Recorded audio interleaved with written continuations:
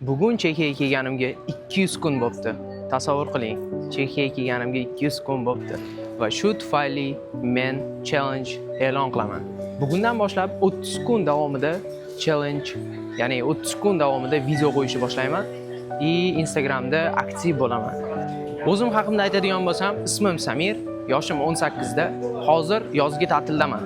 Shuning uchun Chexiya hayoti o'zimga qiziqarli bo'lganligi uchun juda ham ko'p vaqtim sheyda o'tganligi uchun video qilishga qaror qildim.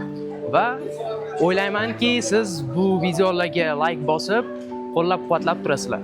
Bu challenge'imning maqsadi madaniy farqlar, haqiqiy hayot, student hayoti hammasini video qilib joylash.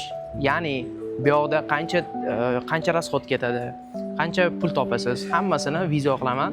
30 kun davomida to'xtamasdan. Buning uchun sizlarni podpiskalar juda ham muhim va balkim chet elda o'qimoqchi bo'lganlarga yordamim tegar. Buning uchun bu videoni do'stlaringizga tashlab qo'ying. Like, podpiska bosish esdan chiqmasin. Asosiysi biz yoz ichida 3 oy davomida obunachilarimiz sonini 10 mingtaga chiqarishimiz kerak. Balki ungacha biz 10 mingtadan ham oshib ketarmiz. Buning uchun sizlarni poddershkanglar juda ham kerak.